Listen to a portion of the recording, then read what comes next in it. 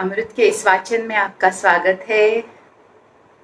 May everybody gets spiritually, mentally, emotionally healthier with each feeding of this Amrit chapters। जैसे अमृत पान करके हमें आरोग्य प्राप्त होता है, वैसे ही इस अमृत के वाचन से हम सभी को उत्तम स्पिरिचुअल प्रगति, आध्यात्मिक, मानसिक, भावनिक आरोग्य, स्वास्थ्य का लाभ हो। आध्यात्म एक ऐसा विषय है स्पेशली हम लोगों के लिए जहाँ पे बार बार पढ़ना समझना बहुत ज़रूरी होता है, क्योंकि अनुभव जब तक नहीं आता तब तक वो बात ध्यान में नहीं रहती है। इसीलिए स्पेशली महान गुरुओं के, संतों के जो विचार है वो बार बार पढ़ना और सुनना और समझना बहुत ज़रूरी है। थैंक्स टू टेक्नोलॉजी कि अब ये जो अमृत के जो वाचन के सारे एपिसोड्स है वो यूट्यूब पे भी अवेलेबल है, जहाँ से आप अपने दोस्तों, रिश्तेदारों के साथ भी शेयर कर सकते हैं, ताकि गुरुजी का जो ये ज्ञान है वो ज़्यादा से ज़्यादा लोगों तक पहुँचे और उनको भी इन छोटी छोटी चीज़ों से काफ़ी सारा फ़ायदा हो, उनके जीवन में खुशियाँ आए, शांति आए, उनके रिश्ते नाते, उनका मन स्वास्थ्य उतना अच्छा बना रहे। तो कृपया आप कोशिश कीजिए कि ये लिंक्स, ये वीडियो ज़्यादा से ज़्यादा लोगों तक पहुँचे। जैसे मैंने कल के जो कोर्ट में लिखा था कि सत्य जो होता है वो समय की कसौटी पे खरा उतरता है। The truth always succeed the test of time. वो कभी नष्ट नहीं होता है, वो कभी बदलता नहीं है। तो सत्य ऐसा ही होता है और गुरु ही वो अधिकार प्राप्त हुआ व्यक्ति है जो सत्य को, भले कितना भी कड़वा हो, वो सत्य को ही बोलेगा। वो लोगों को अच्छा लगे, समाज को अच्छा लगे या फिर किसी व्यक्ति को अच्छा लगे, इसीलिए वो अपने सच में कभी बदलाव नहीं करते हैं। वो हमेशा सत्य की ही साइड से बोलेंगे और उसमें कुछ छुपाएंगे नहीं या फिर डर के मारे चुप भी नहीं रहेंगे। और गुरुजी ने ये जो आज का चैप्टर है वो बहुत ही इम्पोर्टेंट है स्पिरिचुअल साधकों के लिए, आध्यात्मिक साधकों के लिए, क्योंकि जैसे मैंने कहा आज का ज़माना है, हर व्यक्ति हर चीज़ का यहाँ पे व्यापार हो जाता है, वैसे ही आध्यात्म का भी व्यापार चलता आया है और अभी तो बहुत ज़्यादा बढ़ भी गया है। कोई बात नहीं, हर एक का अपना अपना ज़रूरत रहता है, जिसको जैसी ज़रूरत, जिसका जितना लेवल, उसको उसी की तरह का ही अनुभव या फिर उसी तरह का मार्ग प्राप्त होता है। लेकिन गुरुजी जैसे जो संत है वो हमेशा बेझिझक सत्य, क्योंकि उनको कोई डर नहीं है, उनको कोई बिजनेस नहीं करना है, उनको कोई उसके पीछे कोई एजेंडा या कोई छुपा हुआ कोई हेतु नहीं है जो उनको ये इम्प्लीमेंट करना है। तो यहाँ पे आके ये सब चीज़ें जानना बहुत ज़रूरी है। स्पेशली आध्यात्म के नाम पे बहुत सारी चीज़ें आजकल बेची जाती है और लोग भी ऐसे हो गए हैं, टेक्नोलॉजी की अच्छी और बुरी साइड दोनों होती है। तो ऑनलाइन सेशंस तो एक बात है, अभी मजबूरी है, लेकिन आध्यात्म ऐसा विषय नहीं है जो ऑनलाइन सिखाया जाए या कोई सीख पाए।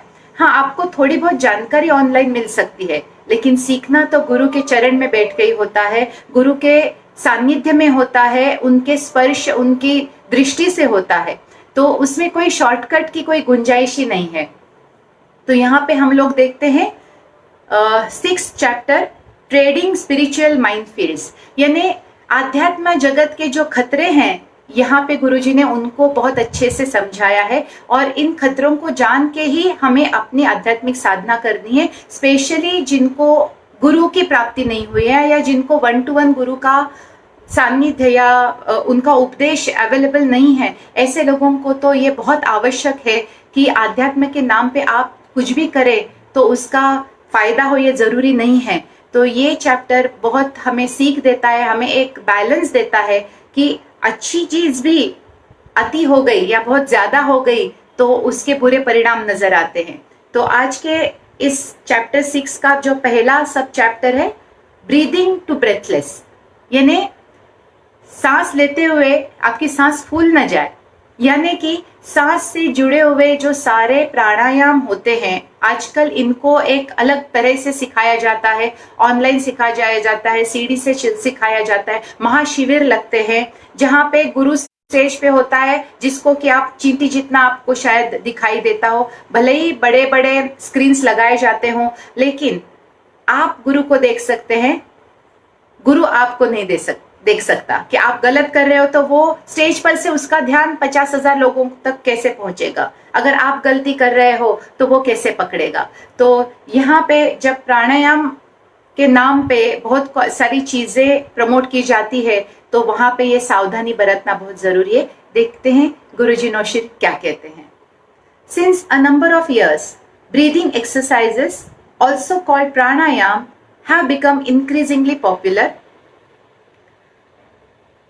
Practitioners of various schools of yoga teach some sort of pranayam either as a standalone practice or part of a larger milieu of yoga techniques. पिछले कुछ सालों से प्राणायाम ने काफी महत्व प्राप्त कर लिया है, उसका प्रचार प्रसार बहुत हुआ है और उसके बारे में बहुत कुछ जानकारी लोगों तक पहुंची है। बहुत सारे जो आध्यात्मिक सो कॉल्ड आध्यात्मिक स्कूल्स है वहां से ये प्राणायाम सिखाए जाते हैं as a stand alone practice, सिर्फ प्राणायाम पे ही भर रहता है या फिर प्राणायाम के साथ साथ कोई और चीजें भी एक साथ करके आपको वो कोर्स कराया जाता है। Of late breathing exercises have been bandied about as a panacea for all the evils of 21st century living like stress, burnout, physical problems, addictions and chronic diseases. ऐसे प्राणायाम को सेल किया जाता है जैसे आज की तारीख में जितने भी समस्याएं हैं, इस नए युग की जितनी भी समस्याएं, उस सारी समस्याओं का एक ही हल है और वो है प्राणायाम। इस तरह से हमारे सामने वो प्रस्तुत किया जाता है, परोसा जाता है कि स्ट्रेस है, बर्नआउट है, फिजिकल प्रॉब्लम है, एडिक्शन है, सबके लिए बस एक ही रास्ता है, एक ही उपाय है, वो है pranayama. At this point I am not even mentioning the benefits of pranayama on the spiritual level if any. यहाँ पे गुरुजी बोल रहे हैं कि इस सब झमेले में मैं यहाँ पे आज आपको आध्यात्मिक फायदे बता नहीं रहा हूँ किसी खास वजह से, क्योंकि पहले जानते हैं कि प्राणायाम किस तरह से मानवता को उपलब्ध किया गया और उसके पीछे क्या साइंस है। बाद में हम आएंगे आध्यात्मिक फायदों के लिए, लेकिन अभी जो इस चीज को लेके बाजार लगते हैं या इस चीज को लेके बहुत ही कॉन्ट्रास्ट आपको ओपिनियन सुनाई देंगे। कोई बहुत अच्छा बोलता है, कोई बोलता है कि बिल्कुल भी खराब है। डॉक्टर्स हैव अनदर ओपिनियन, क्योंकि मैं खुद डॉक्टर हूँ तो मैं जानती हूँ कि कई डॉक्टर प्राणायाम के बिल्कुल खिलाफ है, कई लोग बिल्कुल बोलते हैं कि ये इससे मुझे बहुत फर्क पड़ा है। तो इस सब के बीच में सत्य कहाँ है? तो वो सत्य आज गुरुजी हम तक पहुंचा रहे हैं। The sad but true fact is that most humans suffer from herd mentality. Hence, it is no surprise that some very smart people have built huge and extremely rich institutions with the help of audio-visual media and some savvy marketing of one or more pranayam routines that have existed for centuries. क्योंकि यहाँ पे जैसे भेड़ की मानसिकता लेके, यानी herd mentality, यानी एक भेड़ जा रही है तो सारी भेड़ें उसके पीछे निकल जाती है बिना सोचे समझे। अंधा व्यवहार जो रहता है, अंधा अनुकरण जो रहता है, वो इतने हम इंटेलिजेंट हो गए, इतने हम एजुकेटेड हो गए तो भी नहीं बदलता है। और इसी चीज का फायदा लेके कुछ लोग जो सदियों से ऋषि मुनियों ने जो डिस्कवर किए हैं प्राणायाम, उनको लेके ऑडियो विजुअल या ऐसे बना के सीडीज बना के उसका एक बड़ा सा बाजार बना दिया है, उसका एक बिजनेस बना दिया, एक व्यापार बना दिया है और उसके करते करते बहुत पैसे भी कमा लिए हैं। लेकिन ये प्राणायाम इन लोगों की खोज नहीं है, ये प्राणायाम सदियों से चले आ रहे हैं, ऋषि मुनियों से चले आ रहे हैं। And like any other business house selling it's product, These institutions or individuals marketing pranayam on a mass scale are only going to project the positives. जैसे हमें ये सत्य तो पता है, कोई भी बिजनेस करता है तो वो अपने प्रोडक्ट की सिर्फ अच्छी बातें ही बताता है. 2 मिनट मैगी नूडल्स, उसके बुरे कभी कोई चर्चा नहीं करेगा, आपको सिर्फ अच्छा ही बताई जाएगी कि इसमें कैल्शियम है, आयरन है. अरे भाई, लेकिन बाकी के केमिकल्स भी तो है. इससे दुष्परिणाम क्या होता है वो बिजनेस वाले तो नहीं बताएंगे, वो उनको व्यापार करना, उनको वो चीज बेचनी है, तो सिर्फ अच्छाइयां ही बताएंगे. तो इसी तरह से आध्यात्मिक प्रैक्टिसेस के भी कुछ दुष्परिणाम हो सकते हैं. इसको नजरअंदाज करके सिर्फ बिजनेस की तरह प्रचार करने के चक्कर में इनके सिर्फ फायदे गिनाए जाते हैं. उसके पीछे के जो खतरे हैं वो किसी को ज्ञात नहीं कराए जाते.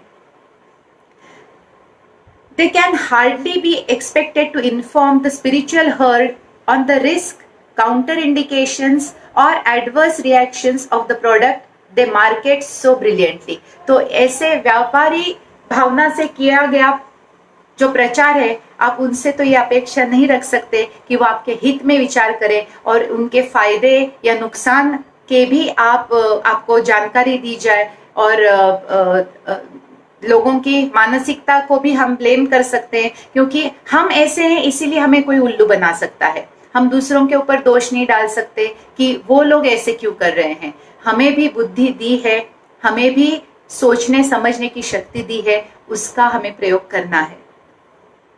हमें भी तो 2 मिनट्स नूडल्स ही चाहिए ना. सो दोष हमेशा बेचने वालों के ऊपर नहीं रहता है, खरीदने वालों के ऊपर भी रहता है. इनफैक्ट ज्यादा उनके ऊपर रहता है.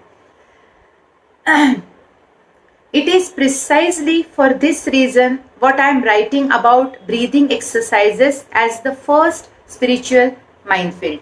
इसीलिए गुरुजी ने ये टॉपिक चुना है कि किस तरह से ब्रीदिंग एक्सरसाइजेस यानी प्राणायाम एक खतरनाक प्रैक्टिस भी हो सकती है अगर आपने इसे सही तरीके से नहीं किया तो. इसके पीछे भी कई खतरे छुपे हुए होते हैं. These exercises can cause some pretty serious physical and psychological damage. शायद ये आपको कल्पना भी ना हो कि इतने सीधे साधे लगने वाले प्राणायाम से भी कोई खतरा हो सकता है. जिनको इतने सारे प्रॉब्लम्स का उपाय बताया गया है, उनको भी उनके पीछे भी कोई खतरा या कोई नुकसान है, ये हमें बताया नहीं जाता है या उसके ऊपर ज्यादा जानकारी भी नहीं दी जाती है.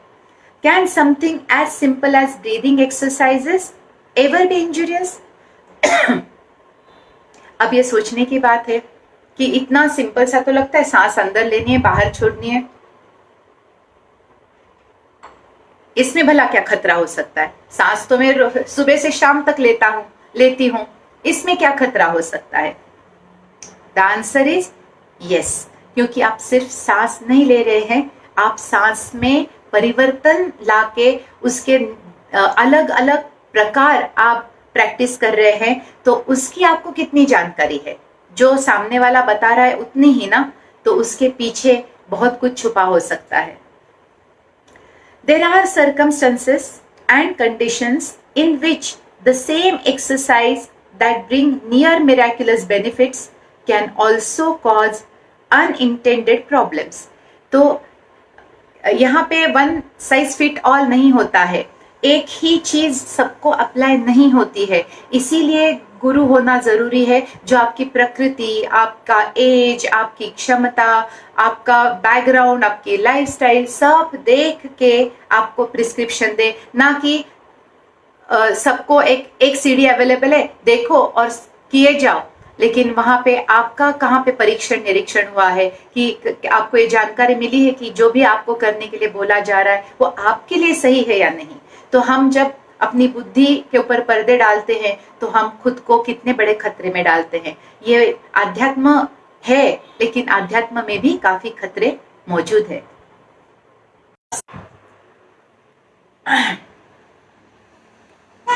Basically breath is link to prana और लाइफ फोर्स. हम सिर्फ ऑक्सीजन नहीं लेते हैं, उसके साथ साथ प्राण यानी एनर्जी भी हम अपने अंदर लेते हैं, लाइफ फोर्स एनर्जी या प्राण शक्ति भी हम अपने अंदर लेते हैं. Medically breathing gives the body the vital input of oxygen without which we cannot live. The ancient practitioners of yoga developed over 100 different variations of breathing and breath control that had the potential to bring some dramatic changes in the physical body. Medical science यानी वैद्यकीय जो शाखा है उसमें सांस यानी सिर्फ oxygen अंदर लेने की एक प्रणाली, बस इतने तक ही हमारा नॉलेज सीमित है। लेकिन जो ऋषि मुनियों ने स्टडी किया है उन्होंने कितने सारे हजारों वेरिएशंस, अलग अलग प्रकार श्वसन के खोज निकाले हैं, जिनके कारण बहुत ही कहते हैं आश्चर्यकारक बदलाव आपके शरीर में आ सकते हैं। They were also designed to perform certain amazing functions on the subtle body, which essentially regulates the energetic field around us and interpenetrates the physical body. लेकिन उसके पीछे बहुत बड़ा साइंस है। ये जो सांस है या ये जो प्राण हम अंदर लेते हैं वो न सिर्फ फिजिकल बॉडी को बेनिफिट करता है, बट सटल बॉडी यानी हमारे सूक्ष्म शरीर को भी इससे बहुत फायदा होता है। और ये सूक्ष्म शरीर जो है इस स्थूल शरीर यानी इस भौतिक शरीर, ये फिजिकल बॉडी के ना बिल्कुल कहते हैं ना मिलजुल के इंटरवोवन है, कहते हैं कनेक्टेड है, एक दूसरे के साथ मिले हुए हैं और इस तरह से वो एक दूसरे को अफेक्ट करते हैं। At an advanced level, certain breathing routines are designed to activate energy centers as also the dormant spiritual energy in human being.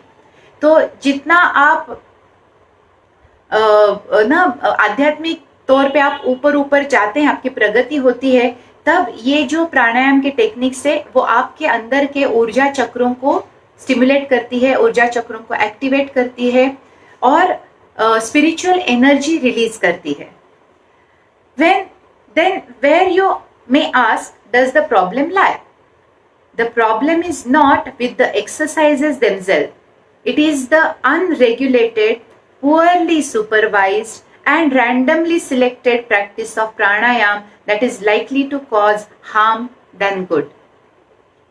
तो प्राणायाम में कोई खतरा नहीं है, लेकिन ऐसा प्राणायाम जिसको कि आप किसी के निगरानी के बगैर कर रहे हैं, जिसकी ना कहते हैं अनरेगुलेटेड यानी जिसके ऊपर कोई कैप नहीं है, यानी कोई ब्रेक नहीं है, आप किसी भी तरह से किए जा रहे हैं, वैसा वाला प्राणायाम, या फिर इधर उधर से मन चाहे कोई भी प्राणायाम सिलेक्ट किए जहाँ पे आपने कोई विचार नहीं किया है कि इसका इफेक्ट क्या है, क्या ये दो प्राणायाम एक साथ किए जा सकते हैं, क्या इनसे उत्पन्न होने वाली ऊर्जा एक दूसरे से कॉन्ट्रास्टिंग या अपोजिट तो नहीं है। तो इस तरह के अगर प्राणायाम की प्रैक्टिस हो तो उससे बहुत बड़ा खतरा निर्माण हो सकता है। इससे फायदा कम, नुकसान ज्यादा होगा। I am giving below some unwritten rules of practicing pranayam that will hopefully save you from self-inflicted misery in future. तो गुरुजी ज्यादा डिटेल में ना जाते हुए हमें ये बता रहे हैं कि प्राणायाम को किस तरह से करना है, कौन से रूल्स फॉलो करने हैं ताकि आपको खतरा ना रहे और आप उसके ज्यादा अच्छे इफेक्ट्स एंजॉय कर सको। रूल 1, पहला जो नियम है वो ये है, always learn from an expert teacher और गुरु। कभी भी online YouTube video, CDs, magazine, TV shows, इसमें देख के अगर आप प्राणायाम की प्रैक्टिस करते हैं तो बहुत बड़ा खतरा है। अगर आपको सीखना है, अगर आपको इंटरेस्ट है, तो किसी गुरु या अच्छे शिक्षक के पास जाके उनके सामने बैठ के आपको सीखना है ताकि वो सुपरवाइज कर सके, ताकि आपके ऊपर ध्यान दे और आपको करेक्ट कर सके अगर आप गलत कर रहे हैं तो। प्राणायाम is a very powerful practice just fall into the do it yourself category. प्राणायाम आध्यात्मिक साधना की एक बहुत ही महत्वपूर्ण ब्रांच है, बहुत ही महत्वपूर्ण प्रैक्टिस है और बिल्कुल अपने आप से कीजिए वाले कैटेगरी में नहीं आती है। बाकी आप बहुत सारी चीजें डू इट योरसेल्फ में कर सकते हैं, प्राणायाम नहीं। You must learn breathing exercises in the physical presence of a teacher. यानी मैं उसके सामने बैठ के आपको प्राणायाम सीखना है, ना कि स्टेडियम में एक व्यक्ति 50,000 लोगों को सिखा रहा है जो बिल्कुल भी आपके ऊपर कोई निगरानी नहीं रख सकता। शायद वो इतना एक्सपर्ट है कि वो बिल्कुल आपका पेट भी ना आए तो आपके प्रॉब्लम से, आपके डाउट्स को कौन हल करेगा, कौन देखेगा कि आप सही कर रहे हैं। फिजिकल प्रेजेंस यानी उनकी उपस्थिति में ही आपको प्राणायाम सीखना है। Not only because the man demonstrate the technique correctly, but also see that you are following the instructions as correctly as possible. तो वो ना सिर्फ ये देखेगा कि आप सही तरीके से कर रहे हैं या नहीं, और शायद अगर कहीं कुछ गलत हो रहा है तो वो गलती वो सुधार भी सकता है। Here is that there is somebody who can take the responsibility being taught. सबसे कि कोई आपकी जिम्मेदारी लेने के लिए वहां पे है। अगर कुछ गलत हो गया, अगर कुछ उल्टा पुल्टा हो गया तो वो आपकी जिम्मेदारी लेके उसको सही कर सकता है।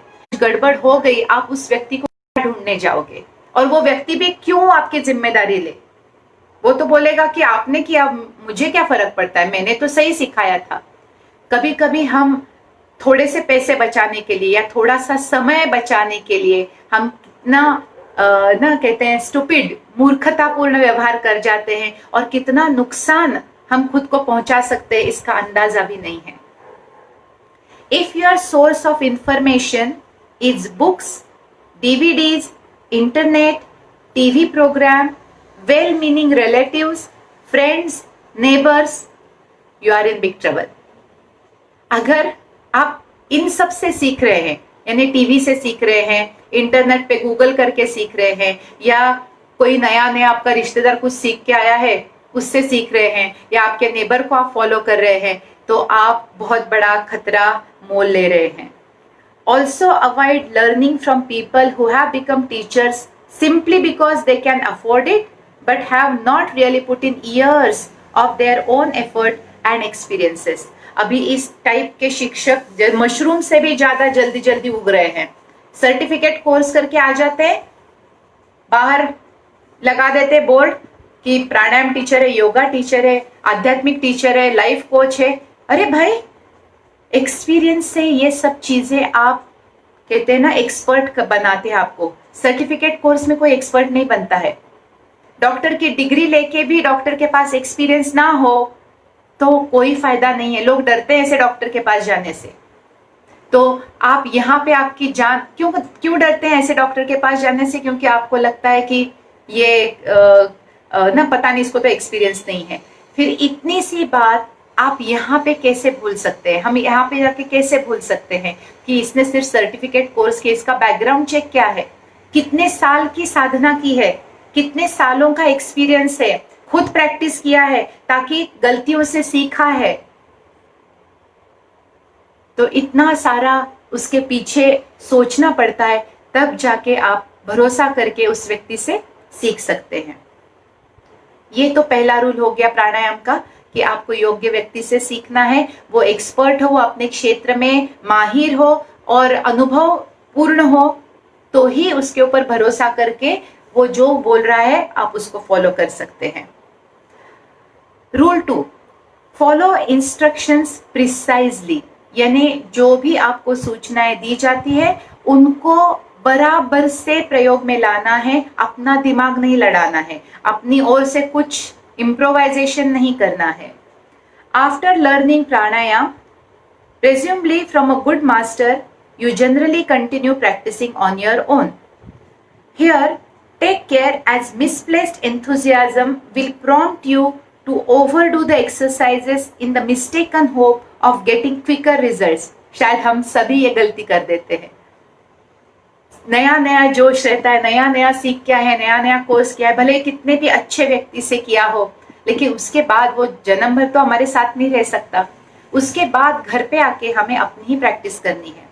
और कभी कभी जोश में होश खो बैठते हैं हम लोग और बहुत ज्यादा ही उत्साह में प्रैक्टिस हो जाती है, तो वहां पे भी बहुत सारे खतरे मौजूद है। Just the contrary is true. किसी भी क्षेत्र में, जैसे मैंने कहा ना, जल्दबाजी नहीं कर सकते। किसी भी क्षेत्र में जल्दबाजी का परिणाम हमेशा बहुत ज्यादा नुकसान में होता है। तो अपने स्पीड पे, अपने उत्साह पे थोड़ा लगाम देके, समझ के, खुद के बॉडी की कैपेसिटी जान के धीरे धीरे आपको अंदाजा आएगा कि कितना करना है। कंपटीशन नहीं है, लोग कंपटीशन लगा देते हैं, तू 300 बार कर रहा है, मैं 600 बार करता हूं।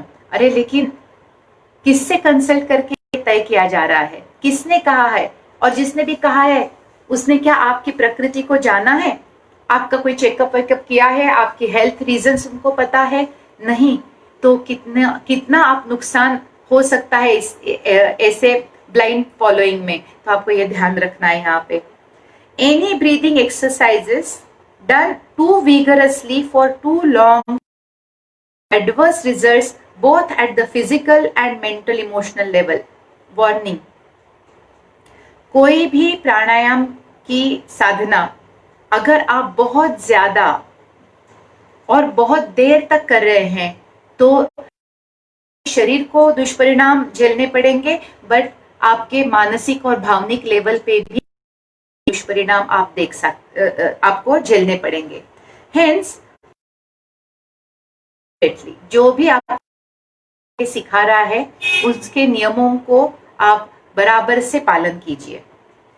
Ignorant teacher can cause more harm than good. Dubious source also will land you in more trouble. इसीलिए अगर आपने गलत इंसान से या इनएक्सपीरियंस इंसान से सीखा है या गलत सोर्स से आपने सीखा है तो फिर भगवान ही मालिक है आपका, और उसमें आपका उत्साह, यहाँ पे गुरुजी बोलते बहुत सारे लोग बच जाते हैं क्योंकि उनका आलस उनको बचा देता है। आलस में हम लोग वे लोग होते हैं जो बहुत ही पूरा ना नियम से और कायदे से और उत्साह से करते हैं, उन लोगों के लिए यहाँ पे खतरा बन जाता है। क्या ओवर डूइंग तो नहीं हो रहा है? तीसरा rule, one size fit all. What for socks and sweatshirts does not. यहाँ पे एक ही साधना सबके लिए सही नहीं है, एक ही दवाई से सभी ठीक नहीं हो सकते। जैसे हम सॉक्स के लिए एक ही साइज होता है, प्राणायाम में सबके लिए सेम नहीं हो सकता। हर एक का प्रकृति अलग रहता है, हर एक की फिजिकल कैपेसिटी अलग रहती है, प्रॉब्लम एरियाज और स्ट्रेंथ अलग रहते हैं। तो यहाँ पे वन साइज फिट ऑल नहीं कर सकते। Every breathing exercise may not be suitable for all individuals. So हर एक प्राणायाम सभी के लिए योग्य हो ये जरूरी नहीं है। Of course, there is no encyclopedia on breathing that tells which exercise is suited for which body type. It would have to be a process of trial and error. But what is important to know is that if are noticed, the routine must be stopped immediately or changed to suit the individual. तो गुरुजी बोलते हैं यहाँ पे कहीं किसी ने लिखे नहीं है कॉन्ट्राइंडिकेशन की इस तरह के व्यक्ति के लिए ये, क्योंकि यहाँ पे हर एक व्यक्ति अलग नमूना है, हर एक व्यक्ति अलग मशीन है। तो यहाँ पे ऐसा कोई नियम दे ही नहीं सकता कोई कि ये सबके लिए सही है या ये सबके लिए उपयोगी है। तो यहाँ पे थोड़ा ट्रायल एंड एरर ही करना पड़ेगा। लेकिन यहाँ पे भी आप थोड़ी सावधानी से अगर करेंगे और थोड़ा अलर्ट रहेंगे, अगर कोई भी आपको तकलीफ महसूस हो रही है या फिर आपको कोई जो नहीं हो रहा था वो अब होने लगा है, तो आपको अलर्ट होना चाहिए, आपको सावधान होना चाहिए और या तो कुछ बदलाव लाना है आपको उसमें या फिर दूसरे तरह का प्राणायाम करना है। और पहली चीज वो करनी है कि जो भी कर रहे हैं आप पहले बंद कीजिए और किसी को कंसल्ट करने के बाद ही वापस शुरू कीजिए। अगर कोई तकलीफ आपको हो रही है प्राणायाम से, बीपी शूट हो रहा है, ट्रेमर्स आ रहे हैं, चक्कर आ रहे हैं, ना बहुत सारे कॉन्ट्राइंडिकेशंस हो सकते हैं जो कि हम प्राणायाम एक रीजन है ये ध्यान में नहीं आता है, हम दूसरी जगह देखते रहते हैं क्योंकि कहीं ना कहीं इन चीजों से कोई खतरा है ये जानकारी ही नहीं दी जाती है और इसकी वजह से काफी सारा नुकसान देखने को मिलता है। It would have to be a process of trial and error. But what is important to know is that if any contraindications are noticed, the routine must be stopped immediately or changed to suit the individual. I strongly feel that yogic practices like pranayam, if pursued seriously, should also be accompanied by a change in lifestyle to a great extent, else they can become counterproductive. This is where mass marketing of this science is risky. क्या आपको पता है प्राणायाम किसने दिया था? प्राणायाम एक अंग है अष्टांग योगा का, जो महर्षि पतंजलि ने हमें दिया था ये ज्ञान। और ये अष्टांग योगा एक बहुत ही सीरियस आध्यात्मिक पाथ है, एक बहुत ही सीरियस मार्ग है आध्यात्म का। और आपको पता है कौन से स्थान पे प्राणायाम आता है? अष्टांग योगा कहाँ से शुरू होता है? ये प्रिपरेटरी स्टेज है। ये प्रिपरेटरी स्टेज पार करने के बाद प्राणायाम को इंट्रोड्यूस किया गया है। तो पहले आते हैं यम, नियम, आसन, और फिर आता है प्राणायाम। तो पहले शरीर और मन की तैयारी करनी है, तभी जाके प्राणायाम जैसे बहुत ही डायनामिक साधना को आप अपने रूटीन में इंक्लूड कर सकते हैं। तो यहाँ पे इस चीज को कोई नहीं बताता, इसकी कोई जानकारी नहीं देता है, और लोग कोई भी उठ के प्राणायाम कर लेता है देख देख के, और ये नहीं जानता कि लाइफस्टाइल में जीवन में थोड़े बदलाव लाने पड़ेंगे, आपके खान पान में थोड़े बदलाव लाने पड़ेंगे, आपके स्वभाव में थोड़े बदलाव लाने पड़ेंगे, तब प्राणायाम बहुत ज्यादा इफेक्टिव असरकारक। नहीं तो कहीं ना कहीं वो नुकसान, क्योंकि वो ब्लॉकेजेस जो है अंदर, वो प्राणायाम के इफेक्ट को कम करेंगे या उससे नुकसान। Counter indications and risks of pranayama gone wrong. तो गुरुजी ने ये बिल्कुल पिन पॉइंटर्स दिए हैं, वो नजर आए और तो आपको अलर्ट होना है और आपको गुरु या शिक्षक से तुरंत संपर्क करना है। तो कौन से हैं? जिनको चाहे आप लिख भी सकते हो, जिनके पास अमृत है उनके पास तो ये, जिनके पास अमृत नहीं है तो लिख सकते हैं। As always this list is indicative. Guruji बोल रहे ये लिस्ट कोई फाइनल नहीं, बस इंपॉर्टेंट चीजों को यहाँ पे मेंशन किया है, लेकिन कोई और ज्यादा भी यहाँ पे चीजें हम इंक्लूड कर सकते हैं। पहला जो क्वेश्चन आपको आना चाहिए वो है uncharacteristic mood swing, fits of anger, rage. अगर आप प्राणायाम सीरियसली कर रहे हैं और आपको अच्छा लगने की बजाय गुस्सा बढ़ रहा है, फील हो रहा है, आपका रिएक्टिविटी बहुत बढ़ रहा है, तो इस मतलब है प्राणायाम हैज गॉन रॉन्ग। उसको आपके अच्छे फायदे नहीं मिल रहे हैं, उसको आपको नुकसान कर। Feeling listless, and lack of confidence, ताकत कम हो जाना रहना, या फिर अपना जो हिम्मत है, हिम्मत कम हो जाना, हिम्मत हार जाना, डिप्रेस्ड, लैक ऑफ मोटिवेशन, कोई उत्साह नहीं, कोई ऊर्जा नहीं है, आपको महसूस हो रहा है, तो इमीडिएटली प्राणायाम को रोक दीजिए। High levels of irritation with everything and everyone, कभी कभी गुस्सा आना स्वाभाविक है, लेकिन हर बात पे गुस्सा, हर चीज पे गुस्सा आ रहा है या इरिटेशन हो रहा है, गुस्सा नहीं लेकिन चिड़चिड़ बहुत बढ़ रही है, आप गलत लेके आप आपको ट्रिगर हो रहा है, तो अगर और प्राणायाम कर रहे हैं तो थोड़े दिन प्राणायाम रोक के देखिए क्या कुछ फर्क महसूस होता है या नहीं। Frequent headaches, increase in blood pressure, बार बार होने वाले सरदर्द, रक्तचाप में वृद्धि या फिर पेट के प्रॉब्लम्स में वृद्धि, गैस्ट्रिक प्रॉब्लम, पचन की जो संस्था है उसके कोई प्रॉब्लम्स आपको दिखाई दे रहे हैं। Erratic body temperature with hot flashes, आपके शरीर का तापमान कम ज्यादा होता रहता है सडनली, या फिर बहुत ज्यादा हीट या बहुत ज्यादा ठंड, या इन दोनों का मिक्सचर, आपको कोई एक्सप्लेनेशन नहीं है और आपके पास वजन का बहुत ज्यादा बढ़ना या वजन का बहुत ज्यादा कम होना, ये भी साइड इफेक्ट्स हो सकते हैं प्राणायाम के।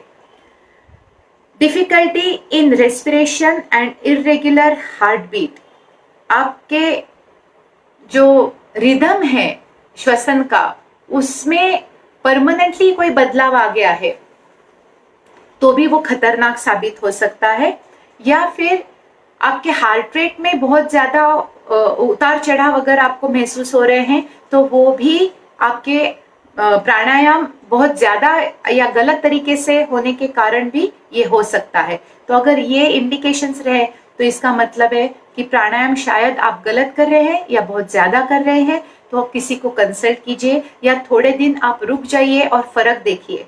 10-15 दिन रुकने के बाद अगर आपको लगे कि ये सारी चीजें नॉर्मल को आ गई है तो आपके पास आंसर अपने आप से आ जाता है कि प्राणायाम के कारण शायद ये दुष्परिणाम आपको झेलने पड़ रहे हैं। Besides the above mentioned problems, the most serious to my mind is the unintended firing of the Kundalini, which can take place in certain type of breathing exercises, especially the alternate nostril pranayam with breath retention. Such accidental misfiring of Kundalini Shakti and in the absence of an empowered guru can have serious repercussions. तो यहाँ पे जो सबसे बड़ा खतरा प्राणायाम का रहता है कि आपकी कुंडलिनी शक्ति जागृत हो जाए, क्योंकि रिगरस प्राणायाम ये है ही आध्यात्मिक मार्ग, और हर आध्यात्मिक मार्ग कहीं ना कहीं जाके कुंडलिनी एक्टिवेशन में बदलाव हो जाता है। लेकिन अगर आपकी तैयारी नहीं है, उसके पहले ही जैसे मैंने कहा यम नियम आसन से हमारी तैयारी हो जाती है कुछ एडवांस होने के लिए, उसके बगैर ही आपके प्राणायाम चल रहे हैं और अंदर विशुद्धियां अशुद्धियां बहुत सारी है और इतना जोर जोर से प्राणायाम हो और उसमें अगर कुंडलिनी फायर हो गई तो वो ठीक से काम नहीं कर सकती और बहुत सारा नुकसान सहना पड़ सकता है। क्योंकि बिना गुरु के देखरेख में अगर कुंडलिनी एक्टिवेट हो जाती है तो इतनी बड़ी ऊर्जा को संभालना, उसको नियंत्रित करना, ये हमारे बस की बात नहीं है। In conclusion, I am not discouraging anybody from doing pranayam, but please be aware of the downside of such a powerful practice. तो यहाँ पे गुरुजी कोई डिस्करेज नहीं कर रहे हैं प्राणायाम करने से, ये बहुत ही अच्छी और बहुत ही पावरफुल प्रैक्टिस है। बस आप वर्ड ऑफ कॉशन ध्यान में रखिए, सीखना है तो एक्सपर्ट नॉलेजेबल एक्सपीरियंस टीचर से ही सीखना है, उसकी निगरानी में ही अपने प्राणायाम को परफेक्ट बनाना है, ना कि टीवी पे देख के सीडीज को नेट पे सर्च करके, क्योंकि वहां कोई आपकी जिम्मेदारी नहीं लेगा। दूसरे, एंथुजियाज्म में बहुत ज्यादा नहीं करना है, किसी भी अच्छी चीज की ज्यादती भी बुरे रिजल्ट्स देती है, नियम हम भूल जाते हैं अपने उत्साह में। तीसरी, यहाँ पे वन साइज फिट ऑल नहीं होता है, थोड़ा ट्रायल एरर आपको करना, आपकी प्रकृति का कौन से प्राणायाम सूट हो रहे हैं या कौन से नहीं हो सकते, आपको थोड़ा बहुत ट्रायल करके ही देखना पड़ेगा। और जो कॉन्ट्रा इंडिकेशंस गुरुजी ने दिए, कॉन्ट्रा इंडिकेशंस रादर इंडिकेशंस जो गुरुजी ने बताए हैं, अगर वो लक्षण आपको दिखाई दे तो आपको ये समझना चाहिए कि शायद अब आपको प्राणायाम रोक के उसको ना थोड़ा रेस्ट देके देखना है कि कहीं उसकी वजह से, प्राणायाम की वजह से तो आपको ये दुष्परिणाम नहीं सहन करने पड़ रहे हैं। तो इस चीज का आपको ध्यान रखना है और अपने आप से, अपनी मन से तो बिल्कुल भी नहीं करना है, क्योंकि हमें नॉलेज नहीं रहता है, हम बस कहीं सुनी मान के हम करते हैं। और सिर्फ फिजिकल फिटनेस के लिए प्राणायाम ना ही करे तो अच्छा है, थोड़ा बहुत करे तो ठीक है, लेकिन आजकल सबके लिए प्राणायाम की दवाइयां दी जाती है, वेट लॉस, बीपी, ये वो, लेकिन अपनी प्रकृति के हिसाब से अगर आप नहीं कर रहे हैं, हो सकता है खतरा है वहां पे। तो सोच समझ और थोड़ा सा स्टडी करके अच्छे सोर्स के साथ अगर आपने पढ़ा और प्रैक्टिस किया तो इसके बहुत जरूर मिलेंगे। टाइमिंग कितना है मेरे पास? थोड़ा टाइमिंग है, तो ये नेक्स्ट वाला जो है वो मैं कवर करना चाहती हूँ, क्योंकि इसको भी आध्यात्मिक प्रैक्टिस बना के सेल किया जाता है। बहुत ज्यादा पैसे इस बिजनेस में मिलते हैं। क्रिस्टल क्लियर कैटास्ट्रॉफ, क्रिस्टल्स यानी स्फटिक, कैटास्ट्रॉफ यानी मुसीबत। तो हम इस बहुत खूबसूरत चीज से कहीं मुसीबत तो नहीं मोल ले रहे हैं। तो यहाँ पे गुरुजी ने ओवरव्यू दिया है। अगेन मैंने कहा सत्य कोई नहीं बताएगा, क्योंकि जिसको ये बिजनेस करना है वो तो, इसीलिए आध्यात्मिक गुरु का कहा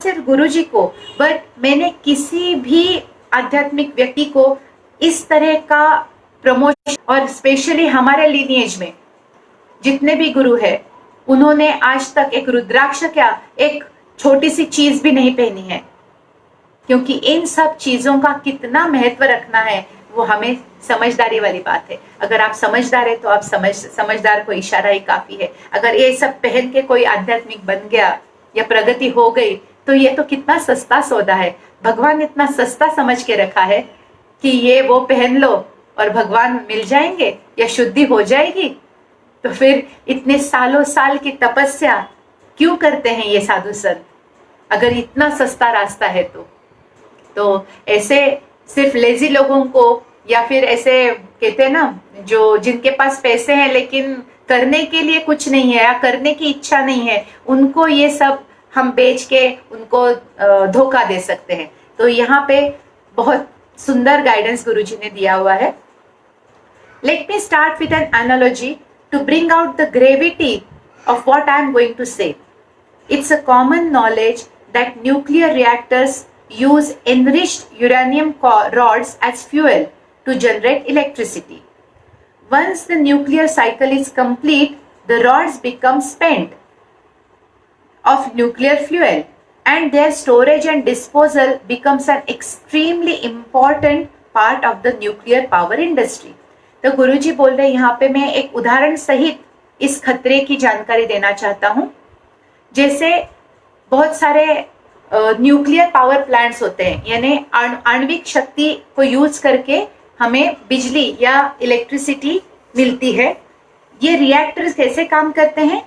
जो आणविक पदार्थ होते हैं उनके रॉड्स को वहां पे यूज किया जाता है, तो उनसे जो शक्ति बाहर निकलती है उससे बिजली बनाई जाती है। लेकिन एक बार उसकी शक्ति खत्म हो गई, लेकिन उसकी रेडियो एक्टिविटी नहीं खत्म होती, उसमें से जो डेंजरस रेडिएशन बाहर निकलता है वो खत्म नहीं होता है। और ऐसे रॉड्स को ऐसे प्रयोग के बाद जो बच जाता है वेस्ट, तो इसको डिस्पोज करने का भी बहुत महत्वपूर्ण और खतरनाक काम करना पड़ता है। वैसे ही कुछ चीज है क्रिस्टल्स के बारे में या स्फटिक के बारे में या स्फटिक के बहुत सारे प्रकारों के बारे में, इसकी भी जानकारी लोगों को नहीं है। कभी जाने अनजाने में हम इनका प्रयोग कर बैठते हैं और इनसे भी नुकसान हो सकता है, इसका जरा सा भी अंदेशा हम लोगों को नहीं होता है। No genius is required to tell us that spent nuclear fuel, which remains radioactive for over 1,000 years, can cause immense harm to human health and life, if not safely contained, managed, and ultimately disposed of. In short, any mess up with the nuclear fuel is an impending human catastrophe.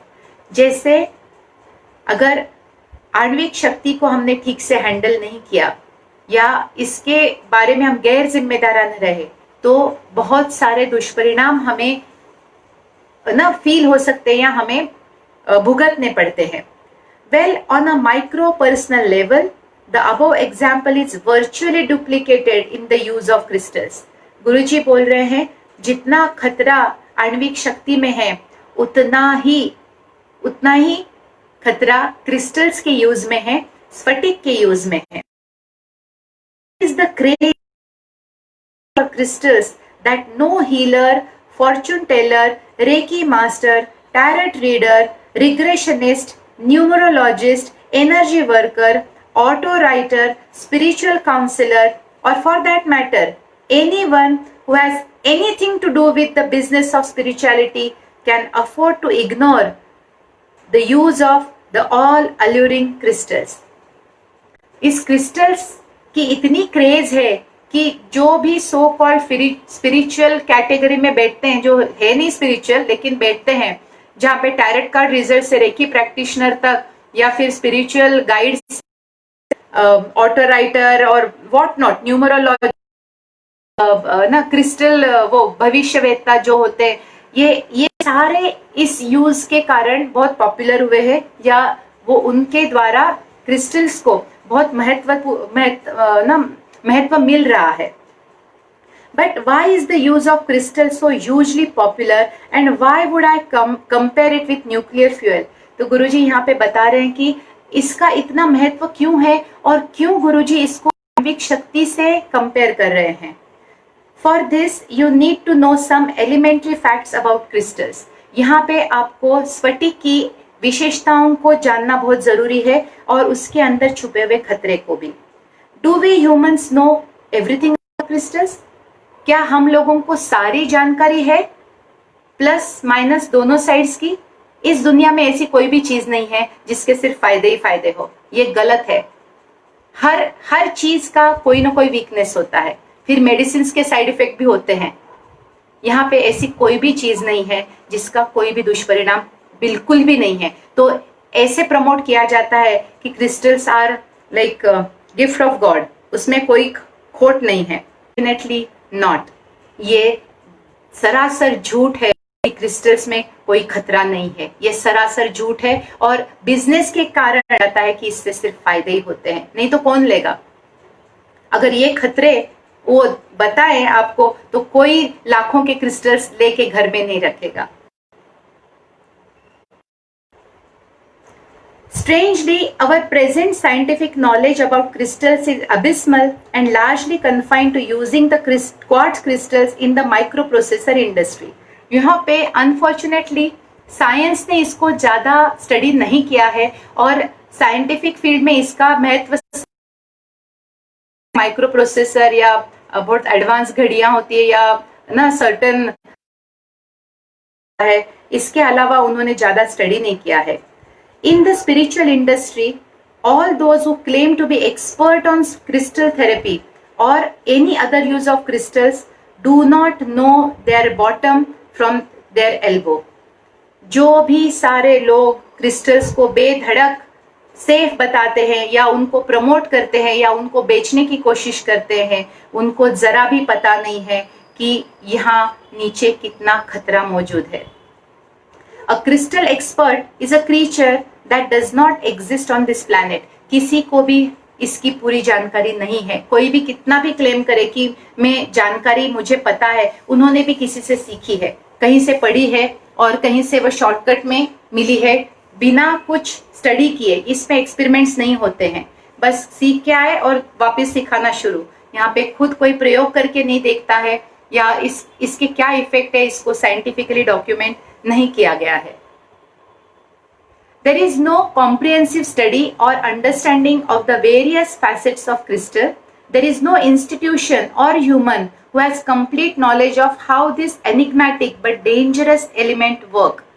तो crystal के बारे में ऐसी कोई institute नहीं, ऐसा कोई व्यक्ति नहीं जिसने हर तरह से हर साइड से इसका अध्ययन किया है और पूरा नॉलेज प्राप्त किया है। Frankly, my knowledge of crystal too is limited, but the thing I do know well is the kind of havoc they play in people's life.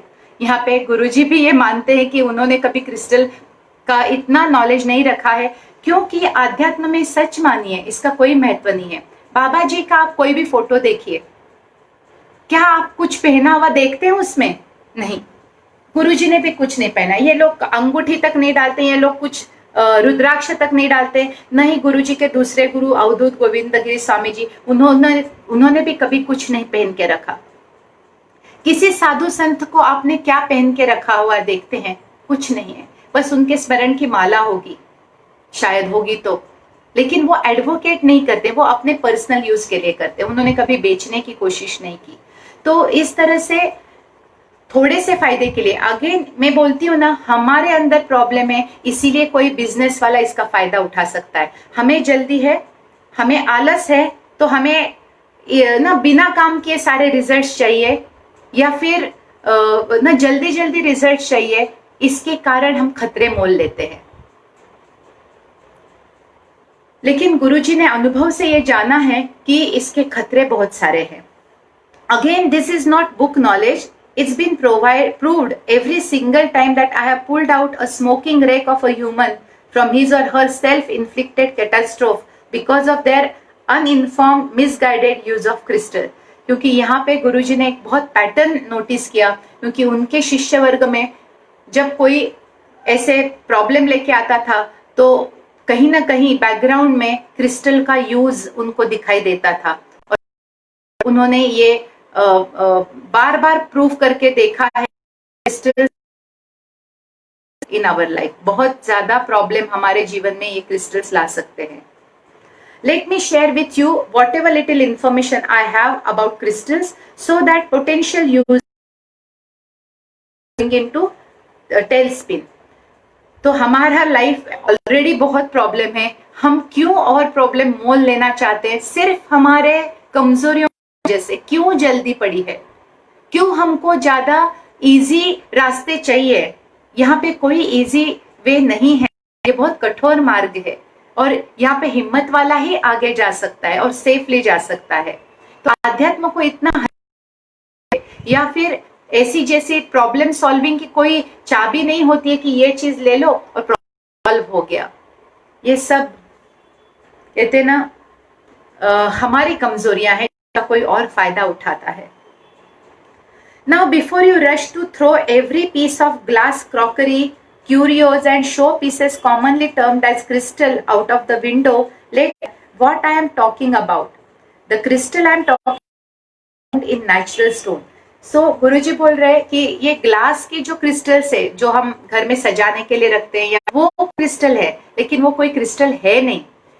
ये जो क्रिस्टल गुरुजी बोल रहे हैं, स्फटिक जो बोल रहे हैं, वो नेचर में पाया जाता है, वो नेचुरल स्टोन है, वो फैक्ट्रीज में नहीं बनता है। तो स्वरोस्की क्रिस्टल से या क्रिस्टल से, ये सारे फैक्ट्री मेड है और इसमें ये क्षमता भी नहीं है, तो इसमें कोई हार्म भी नहीं है। तो नेचुरल जो मिलते हैं, जो नैसर्गिक दृष्टा प्राप्त होते हैं, वो क्रिस्टल्स की बात कर रहे हैं। Either it's in the form of a clear quartz type or the opaque variety in various colors. Essentially, it is in natural and not artificially. तो जब भी आप नेचुरली ना पाया जाने वाला कोई क्रिस्टल आपके घर में है तो ही खतरे की घंटी है।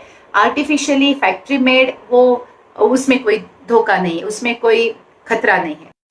Hence, please note that all glass products, crockery, whether lead based or pressed glass, is safe. Any kind of factory made or artificially produced crystal is not dangerous and you can safely continue to use neither positive nor negative effect. तो सब चीजें आप इस्तेमाल कर सकते हैं जो factory से बन के आई है। The crystality found in natural conditions have some pretty amazing qualities which at times goes beyond rational explanation. लेकिन जो नेचुरल क्रिस्टल्स है, जो चमचमाते नेचुरल पत्थर मिलते हैं, जिसको शार्प नुकीले एजेस होते हैं, या कभी कभी गोल भी होते हैं ओपेक वाले, लेकिन ये सारे नेचर से पाए जाते हैं, खदानों से निकलते हैं या वल्केनिक एरिया से निकलते हैं, लेकिन इनमें बड़ी अद्भुत प्रॉपर्टीज होती हैं जो एक्सप्लेनेशन इसका कोई लॉजिकल या साइंटिफिक नहीं मिलता है। Among other things, a natural crystal displays this unique property of drawing and absorbing negative vibrations or negative energy like a powerful magnet, attracting ion filing towards itself. Crystal की सबसे महत्वपूर्ण खासियत जो है वो है कि ये नेगेटिव वाइब्रेशन या नेगेटिव एनर्जी को अपनी तरफ खींचता है और ट्रैप करता है। जैसे एक मैग्नेट कोई भी लोहे की वस्तु को एक चुंबक जैसे खींच लेता है, वैसे ही ये नैसर्गिक जो पत्थर पाया जाता है, जिसको हम स्फटिक बोलते हैं, स्फटिक के अलग अलग प्रकार जो होते हैं, तो उनमें ये क्वालिटी होती है कि वो नेगेटिविटी एब्जॉर्ब कर ले। शायद इसके लिए आपको अब ये समझ में आ रहा है, क्योंकि स्फटिक की माला जाप के लिए यूज करने को बोलते हैं। जाप इसीलिए दिया जाता है कि हमारी नेगेटिविटी कम हो, और वो स्फटिक जब आप यूज करते हैं तो वो भी नेगेटिविटी एब्जॉर्ब करने में मदद करता है, तो आपको इफेक्ट थोड़ा जल्दी मिलने लगता है। तो हर चीज के पीछे थोड़ा साइंस है, लेकिन खतरा कोई नहीं बताता है, प्रॉब्लम वो है। तो खतरे की बात कहाँ है वो देखते हैं। This is the chief reason why it's such a hot favourite with almost every energy healer.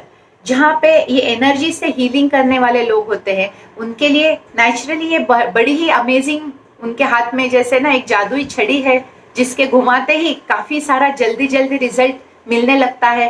तो जो उपचार ले रहा है वो भी एकदम अचंभित हो जाता है, इम्प्रेस हो जाता है और ट्रैप में आ जाता है। Particularly when a natural crystal is cut in certain shapes and sharpened to a pinpoint at one end, it can work like a miracle in curing or easing physical pain and removing energetic blockages that are the root cause of many diseases and health problems.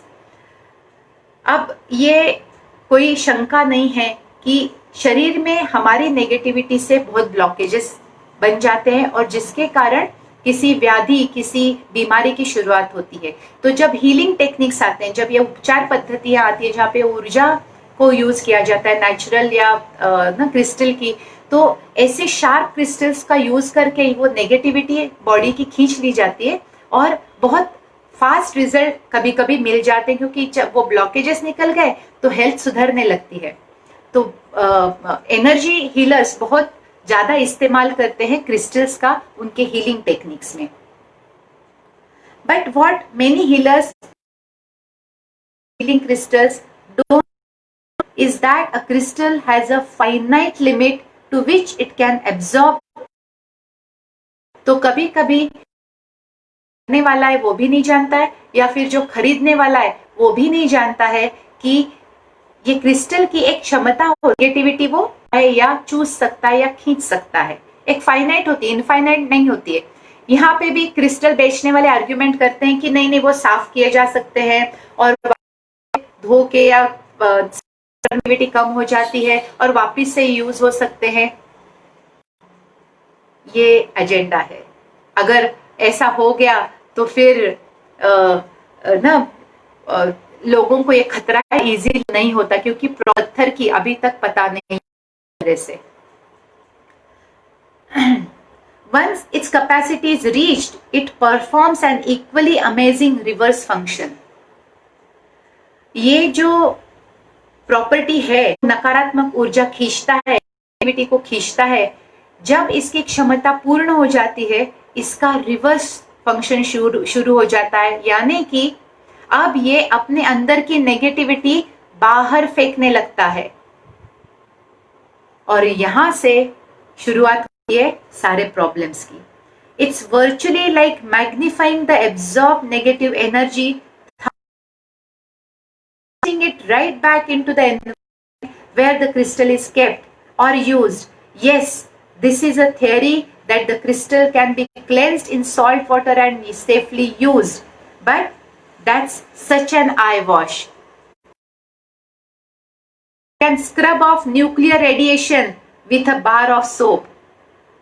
तो ये जो लोग बोलते हैं कि इसको salt water या धूप में रख के साफ किया जाता है, उतना ही असत्य और उतना ही गंभीर है जैसे कि आप ये न्यूक्लियर जो रॉड्स है उनको साबुन से साफ करके आप बोल सकते हो कि नहीं अभी इसमें से रेडिएशन नहीं होगा।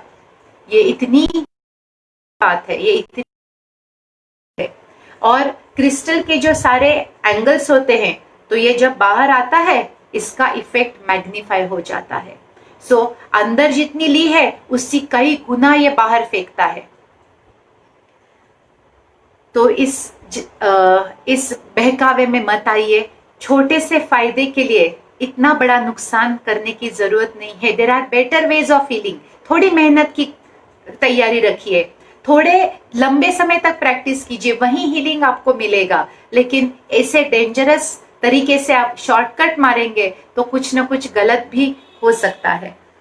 what does one do with a rock crystal? अब इसका करे क्या? इसकी ये इतनी अद्भुत प्रॉपर्टी है और इतनी डेंजरस प्रॉपर्टी है, तो करे क्या? Exactly the same as one does with spent nuclear fuel. अब इसका करे क्या? जैसे कि हम जिसकी प्रॉपर्टीज खत्म हो गई न्यूक्लियर फ्यूल की, उसको कैसे जिम्मेदारी से डिस्पोज ऑफ करते हैं, वैसे ही क्रिस्टल्स को जिम्मेदारी से आपको डिस्पोज ऑफ करना है। They belong to nature. Actually यहाँ पे मैं थोड़ा सा और खुलासा करना चाहूंगी। आपको पता है पृथ्वी एक मैग्नेट है। पृथ्वी की एक ये खासियत है कि इतने मिलियंस ऑफ लोग यहाँ पे, अरबों खरबों यहाँ पे मनुष्य लोग हैं। हर एक मनुष्य सुबह से लेकर शाम तक कितनी नकारात्मक ऊर्जा पैदा करता है आपको अंदाजा भी नहीं होगा। जब भी कोई व्यक्ति गुस्सा, तकलीफ, दर्द, suffering, depression, anger, jealousy, hatred, लोभ, मोह, माया इससे गुजरता है, उस नेगेटिव एनर्जी को फेंकता है। ये सारी नेगेटिविटी जाती कहाँ है? हमें क्या करना है? ऐसा ही एटीट्यूड तो मनुष्य का है ना। हम गार्बेज तैयार करते हैं, डिस्पोज करने की हमारी कोई उसका नियोजन कैसे हो ये हमारी जिम्मेदारी नहीं है। शायद भगवान को ये पता था कहीं ना कहीं। तो पृथ्वी के अंदर ये क्रिस्टल इसलिए पाए जाते हैं ताकि पृथ्वी वो सारा नेगेटिविटी सोख के पृथ्वी पर बैलेंस बनाए रखे, नेगेटिव और पॉजिटिव का। So crystals belong to nature. not in our houses, not for short term healing. तो क्रिस्टल्स का असली स्थान पृथ्वी के लिए है, उसके यूज के लिए है, ताकि वो जग में पैदा हो रही नकारात्मकता का कंट्रोल कर सके, ना कि खोद खोद के हम घर पे ले आए उसको, वो हमारे लिए है ही नहीं बने। ये बात अगर समझ में आ गई तो बहुत कुछ मोह माया से हम जो मुसीबत मोल लेना चाहते हैं ना, वो नहीं लेंगे लोभ से। तो let them go back to nature, let them be with nature. Exactly the same way जैसे न्यूक्लियर फ्यूल को डिस्पोज ऑफ करते हैं, bury it deep into the earth, उसको वापस पृथ्वी में डाल दीजिए खोद के। However, in practice this never happens, लेकिन हम असल में कहाँ ये जिम्मेदारी लेते हैं। Once a person buys an expensive natural crystal for whatever purpose, nobody can consider throwing it away after a short span of time, क्योंकि इसकी कैपेसिटी जब पूरी हो जाती है तो इसको डिस्पोज ऑफ करना पड़ता है। लेकिन लाखों के क्रिस्टल्स, हजारों के क्रिस्टल जिसने खरीदे हैं, वो मोह में फंस जाता है ना, वो कैसे फेंके, तो वो सोचता है कि सॉल्ट वाटर से वो साफ हो जाए, नहीं होते हैं। तो अगर आप रिसाइकल कर पाओ तो ठीक है, नहीं तो इससे दूर ही। They are advertise to have life one only quartz keeping and using the same crystal that have become hugely counterproductive। और इनको बेचने वाला तो बोलता है ये लाइफ लॉन्ग यूज है इसका, आपको जन्म भर करते रहो, धूप में रखो, सॉल्ट वाटर में रखो और इसको रीयूज करते रहो। इसकी थ्योरी तो ये है, क्या आप इसको नेगेटिविटी एब्जॉर्ब करने से रोक सकते हैं? नहीं रोक सकते। तो पहला मुद्दा तो आता है हैंडलिंग की। यहाँ पे कोई लिखा नहीं रहता है कि क्रिस्टल कितने कितने हाथों से गुजरा है, कहाँ से आया है, किन किन बार खरीद। तो खान से आने के बाद नेगेटिविटी खींचता आया है, शायद आपके घर तक आने तक वो ऑलरेडी फुली हो, क्योंकि जिस दुकान में बैठता है वो कितने कस्टमर्स आते जाते, नेगेटिविटी वो ले रहा है, और फिर आप उसको खरीद के घर में सजाते हैं। और तो हमारा मोह भी फंस जाता है, तो हम इसको जी जान से लगा के रखते हैं। It's like really like keeping nuclear घर में रखे हुए हैं, ये उसी तरह का खर्दा, अणु बॉम्ब भी बोल सकते हैं इसको।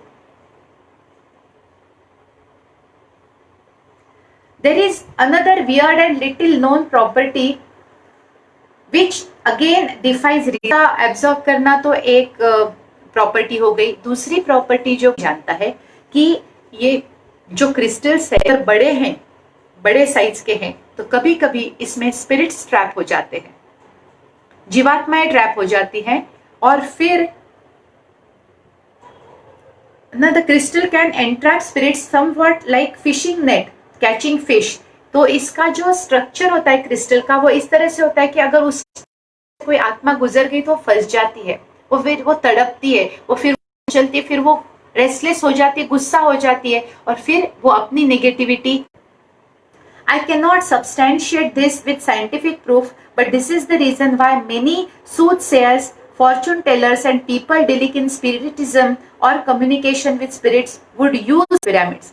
गुरुजी बोलते मेरे पास कोई साइंटिफिक प्रूफ नहीं है, लेकिन वो ये 100% जानते कि ऐसे लोग जो आत्माओं से बात करने की कोशिश करते हैं, या भविष्य बताने की कोशिश करते हैं, या फिर ना क्या बताया, और स्पिरिट से कांटेक्ट करने की कोशिश करते हैं, वो अपने घर में स्पिरिट बॉल या स्पिरिट ये क्रिस्टल बॉल या क्रिस्टल पिरामिड्स रखते हैं।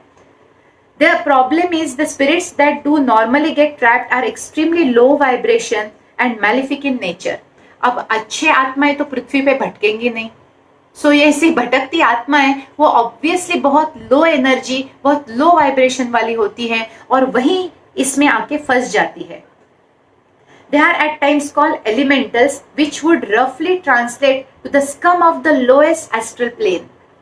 और ये चीजें सच में बहुत ही खराब लेवल के ये जो सोल्स होते हैं वो इन क्रिस्टल्स में फंस जाते हैं। You use and keep these crystals in house can only wreak havoc in your life and your home। अगर ऐसे पजेस क्रिस्टल्स अगर आपके घर में हैं तो आप सोच सकते हैं कि क्या क्या मुसीबतें आपके साथ हो सकती है। How many know that when viewed under an electron microscope, A natural crystal has a beating pulse almost like a heartbeat.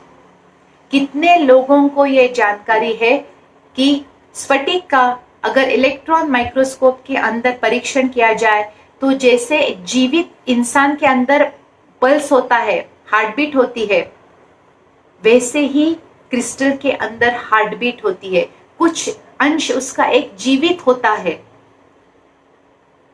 What I am saying is we human know just too little about crystals and get carried away with this mirage-like initial curative power without a clue of the disasters to follow. तो हम जैसे अंधे बन के पूरी जानकारी न होने के कारण हम इतना बड़ा झमेला मोल ले लेते, इतनी बड़ी रिस्क हम ना घर पे ले आते हैं, बस किस वजह से कि झटपट हीलिंग हो जाए या ना कुछ अच्छे परिणाम दिख जाए या फिर मेडिटेशन में हेल्प हो जाए. इससे बेहतर और सेफ उपाय है. Sometime in the future, when science discovers the true potential of crystal, it will change forever virtually everything on this planet and the way we live and consequently the course of human history. गुरुजी बोल रहे हैं, सच में किसी दिन अगर विज्ञान ने इतनी प्रगति कर ली कि इसका पूरा अध्ययन करके ऐसी अद्भुत चीजें सामने आ सकती है जिससे मानवता का पूरा भविष्य बदल सकता है. But for now, let me give you a short list of symptoms of a crystal catastrophe that may hit you individually or in some combination if you have crystals into your life. यहाँ पे एक बहुत बात और बताना चाहती हूँ. बहुत बार क्रिस्टल के शिवलिंग होते, स्फटिक के शिवलिंग, स्फटिक की माला, स्फटिक का शिव यंत्र, स्फटिक के गणेश, स्फटिक के ये मूर्ति वो मूर्ति. आप भगवान को भी गाड़ दो लेकिन उसकी प्रॉपर्टी कैसे बदलोगे? वो मूर्ति चाहे भगवान की होगी लेकिन वो प्रॉपर्टी तो क्रिस्टल की ही रहेगी. तो वो नकारात्मकता ही रहेगा और नकारात्मकता ही बाहर देगा. तो भगवान का रूप है, इसके लिए उस पत्थर की प्रॉपर्टी नहीं होती, इसीलिए ऐसे झमेलों में ना पड़े. सिंपल माला लीजिए, तुलसी की माला गुरुजी बोलते सबसे बेस्ट है, सबसे सस्ती, सबसे अच्छी. रुद्राक्ष, रुद्राक्ष क्रिस्टल, ये वो क्यों चाहिए क्विक रिजल्ट्स? यहाँ पे जल्दबाजी में सिर्फ एक्सीडेंट होते हैं. सो ये कुछ उदाहरण गुरुजी के सामने आए थे क्रिस्टल के यूज के कारण क्या क्या. First, endless cycle of health problems in house और सम मेंबर्स सफर लाइफ थ्रेटनिंग इलनेस और diseases. The most common affliction crystals bring about is fever. People in the house users of crystal is bound to suffer. This is one sure shot indicator of crystals in house. अगर घर में बहुत सारे या mental emotional problems है घर के व्यक्तियों को, स्पेशली जो क्रिस्टल्स यूज कर रहा है उसको, वो कुछ महीने तो बहुत अच्छा लगता है, बहुत देर हो जाती है और तब तक आशंका नहीं आती कि क्रिस्टल्स के कारण हो रहा है, क्योंकि शुरुआत में इतना अच्छा इफेक्ट देने वाला क्रिस्टल नुकसान कर सकता है ये हम सोच भी नहीं सकते. और शायद इसीलिए हम ये मानने से इनकार करते हैं कि इस चीज से कोई खतरा है. इसीलिए खतरा है क्योंकि ये शुरुआत में अच्छा चेहरा दिखाता है और बाद में फिर नुकसान ही नुकसान कराता है. दूसरा है chronic financial instability with financial down so bad that one could be facing bankruptcy. जितने बढ़िया इफेक्ट इसके दिखते हैं उतने ही खतरनाक और बहुत ही गंदे साइड इफेक्ट्स इसके होते हैं, उतने ही भयानक होते हैं. तो अगर किसी ने आपको दिया है कि इसको रखो आपको संपत्ति आएगी, संपत्ति भी ऐसे कि कुछ हाथ में नहीं रहेगा. Once loving and harmonious relationships will be tatters and worst part is you never seem to figure out what is the big issue. रिश्ते नाते खराब हो जाएंगे, चिड़चिड़ बढ़ जाएगी, एक दूसरे के प्रति मनमुटाव या मतभेद शुरू हो जाएंगे और आपको पता भी नहीं चलेगा असली रीजन क्या था. अब अचानक से ये क्या फेज आ गया है. Just a general run of bad luck, dodging you like missed opportunities, bad timing, wrong place at wrong time and making sure you remain down in dumps. कभी कभी क्रिस्टल के कारण ये भी हो सकता है, हम सोच नहीं सकते। हमेशा हम बोलते हैं कि नसीब खराब है, मैं हमेशा गलत समय पे गलत टाइम पे गलत जगह हो जाता हूँ, मेरा नसीब ही खराब है। शायद आपका नसीब नहीं, शायद क्रिस्टल्स खराब कर रहे हैं आपका नसीब, क्योंकि उनसे जो ऊर्जा नकारात्मकता बाहर निकल रही है, उसके कारण ये सारे परिणाम आपको भोगने पड़ रहे हैं। If you think I'm joking, I have a few dozen people who will swear to the above.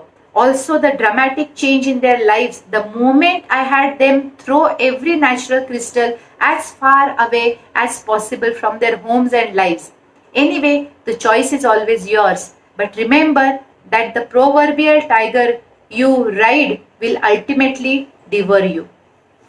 तो गुरुजी बोल रहे कि ये उनके मन की बात नहीं है। ऐसे कई लोगों को वो खड़ा करके आपको बता सकते हैं कि क्या झेला है उन्होंने घर में क्रिस्टल के कारण। और यहाँ पे हमें पता ही नहीं होता है, क्योंकि मैं खुद एक ट्रेकर थी, तो जहां पे भी जाती थी ऐसे पत्थर बहुत आकर्षित करते हैं, बहुत सुंदर दिखते हैं।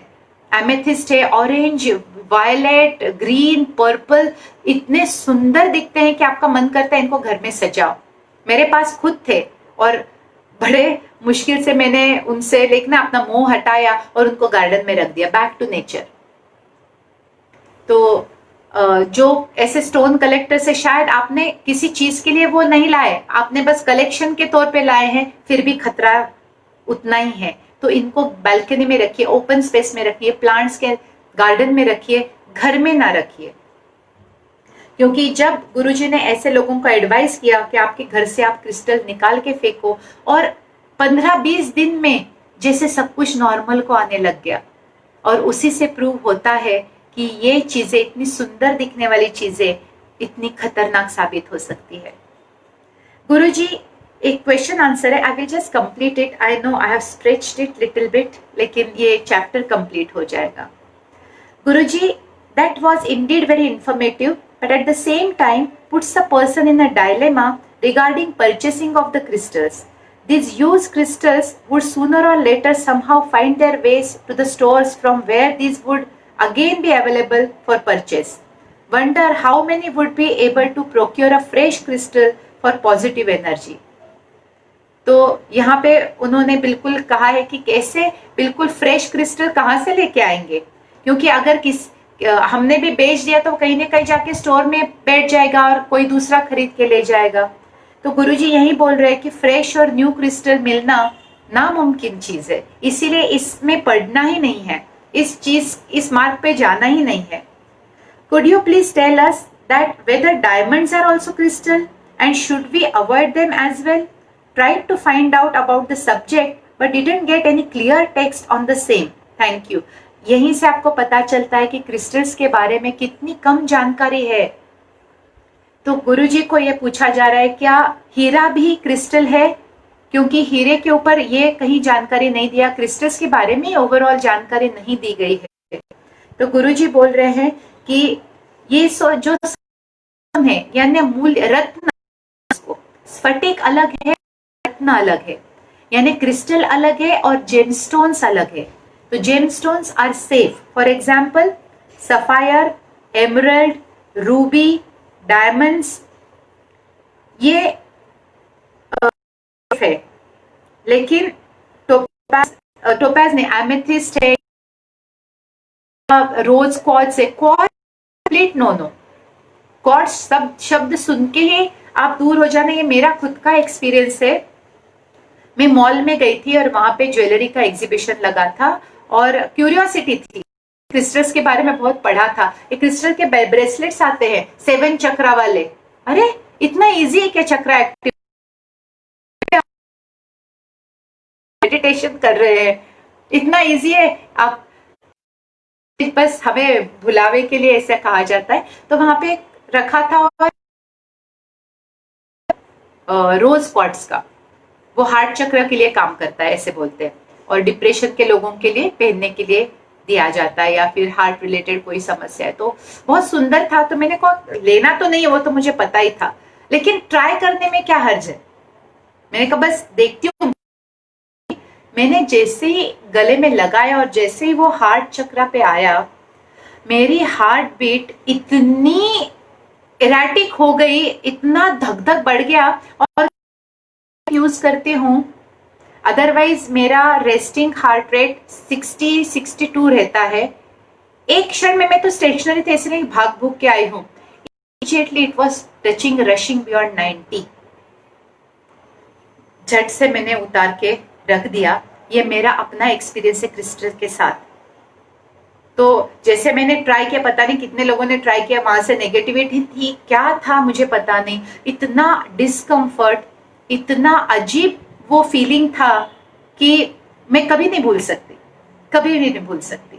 तब से हमरा में ऐसी चीजों में पढ़ना ही नहीं है। तो यहाँ पे हम आज का टॉपिक, तो ये स्पिरिचुअलिटी के नाम पे कुछ भी अगर बेच रहे हैं, समझिए ये ऊपर ऊपर का दिखावा है। आप खरीद के आपकी स्पिरिचुअल प्रोग्रेस आप खरीद नहीं सकते। अंगूठियां या क्रिस्टल्स डाल के आप सकते, वो कठोर साधना से गुरु के सब कुछ साध्य हो जाएगा और वो परमानेंट रहेगा। नहीं तो ये चीजें टेम्पररी है, वो जैसे थे वैसे बन जाएंगे, क्योंकि अंदर से जब तक बदलाव नहीं है तब तक बाहर कुछ दिखे, बाहर का सिर्फ ऊपरी ऊपरी है। तो शायद इससे हमें बहुत कुछ नॉलेज मिला।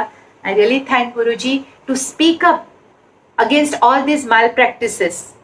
ये गलत जो चीजें हो रही है समाज में आध्यात्म के नाम पे, इनको हम रोक तो नहीं सकते, लेकिन हम सजग जरूर कर सकते हैं, आपको सावधान जरूर कर सकते हैं। बाकी गुरुजी ने बोला है आपकी मर्जी है, आपका निर्णय है, उनका काम तो उन्होंने कर दिया और मेरा काम मैंने कर दिया। बहुत बहुत धन्यवाद। अगली बार मिलते हैं बहुत इंटरेस्टिंग टॉपिक के साथ। आत्मा का क्या कोई लिंग होता है? इज सोल मेल और फीमेल? तो बहुत इंटरेस्टिंग चर्चा होगी इसके ऊपर भी। और तब तक आपसे विदा लेती हूँ। मिलते हैं गुरुवार को भी और शुक्रवार को भी। गुरुवार को हम गुरु भक्ति योगा सीखेंगे और शुक्रवार को हम वापस अमृत का पान करने के लिए तैयार रहेंगे। Thank you so much.